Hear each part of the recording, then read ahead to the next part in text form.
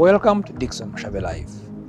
Now, let me see your hand up if you think you've never made a single mistake. I'm sure there is none of us who has never made a mistake. We all make mistakes. Mistakes are okay.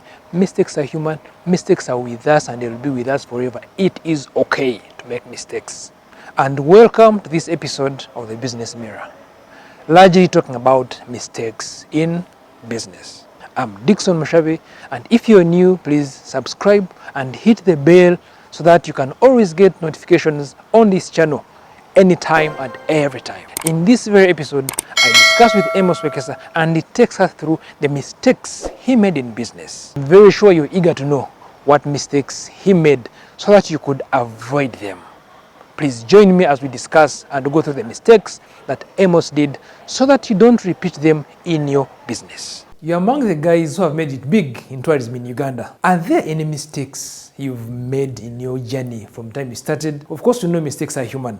So are there any mistakes you've done and you either regret or you want to share with us that have shaped you and have helped you move from point A to point B? Dickson, there is no single successful business in the world that has not made mistakes. I think the challenge I see, and I see many young people calling me and saying, Amos, I want to come and hear from you so that I don't make mistakes.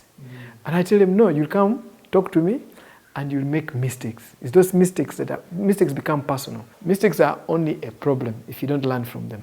And I think for me, that's what I've recognized as a person. One is that tourism was not the first attempt to business for me. It was never. I sold shoes, I sold second-hand shoes, I made tea, I supplied tea in small shops those days. I tried. So I've been in this game for some time. And then the first thing I made, the first small business I tried was to assume that I can have my shoe business given to someone who has no same dreams to run them for me. All the first three businesses could have been extremely successful over time, but all failed because I had got the formula wrong. Because I thought if I have money and I invest money, someone can be able to run it and I make money. No, they don't have the same dream. You first have to nurture your business before you bring in a group of people to help you develop it. But even that, I still did not learn quite a lot. You keep making mistakes. So when I started out Great Lake Safaris, the company grew faster than I anticipated. And that can also be a problem. It was extremely big problem. So I got a group of young people, gave them to be in charge of accounts, to be in charge of things, and I was messed up completely. One time I woke up and I realized one of the kids has set up a safari company and is working with me. In the night goes and gets all the inquiries and takes them to her own inbox. And I think, Dickson, you remember that very well. You're the one who came to sort out the problem. You came to firefight at that time. Those are mistakes.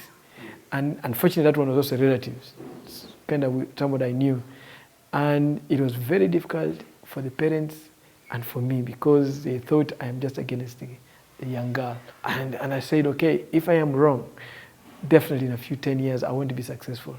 If she's right, she'll be very successful. I'm going to tell you, I've shown you evidence. Everyone knows.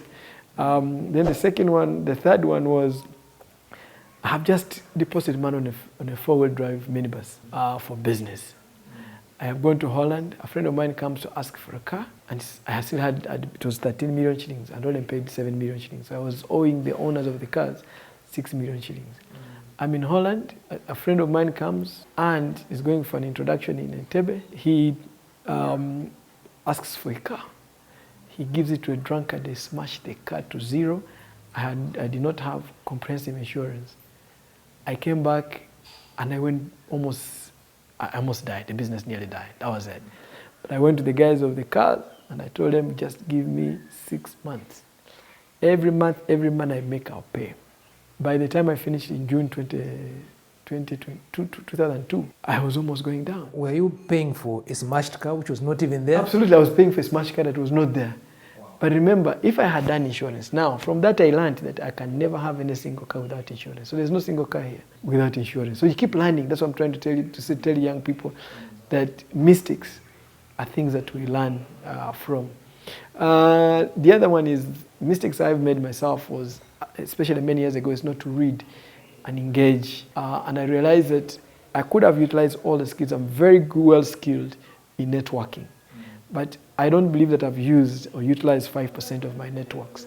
But I also know why, because I had not prepared myself as a young person when I got a chance to position myself to do this kind of stuff. So the mistakes are over and over again. Every year I still make mistakes. The cars, because I know that, or you mentioned before that you didn't buy your first car, not until you bought some cars for the company. Yeah, tell us, because when usually in Uganda, all startups, when they start, the first thing they want to buy is a car for themselves, either build a house, you know. Yeah, so what did you do in that? Maybe today someone could be going to borrow to buy a car and to borrow to buy fuel.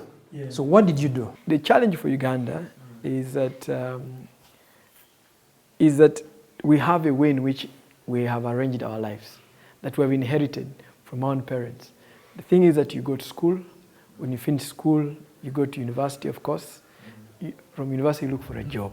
When you look for a job, you start building some house. After you finish building the house, then you buy a car and then you marry, and your life is done. And that's the reason why not many people succeed in Uganda. People don't understand why all these rich boys in town are actually rich. Those people, a lot of them, unfortunately, the advantage with people like myself, having not gone to university, we don't have this attachment. I don't have anyone who puts me under pressure to say, now you have a university, a master's degree, you should be having the latest car. Even now, I drive a 20-year-old car, but well looked after, you know. There were things that I put out and I said I would not do. I have only just last year built a house for us as a family. I am 47 years old. I could have owned houses long time ago, but I first build cash flows. In life, you first build cash flows. And those cash flows can come from either assets or businesses that simply bring in the cash flows. And then these other things come last. Then the other thing that I promised myself was that unless I'm able to buy 20 cars for myself in cash, I will not buy one. So I took so many years buying a car for myself. So even when the company had so many cars, I only had a chance over weekends where I could be able to drive one of the car if it does not go to do business. Why? Cash flow was more important than me having fun. Even when I had 10 cars, I still use public transport. That is exactly the discipline that I came in through. If we do not learn to maintain the small things that we have in our custody, it will be very difficult for us to grow. The reason why people want to buy brand new phones every year is because they have not learned to maintain the old things they have. For example, our future as Great Lakes Safaris or Uganda Lodges is entirely going to depend on how we improve what we have for the sake of the future. I hope you've learned that mistakes are normal in business, that mistakes are common and you can never ever avoid them. So if you're a startup there or a business that has made mistakes, it is okay and it is well. Do not repeat them, just learn from them and make them your building blocks for your business.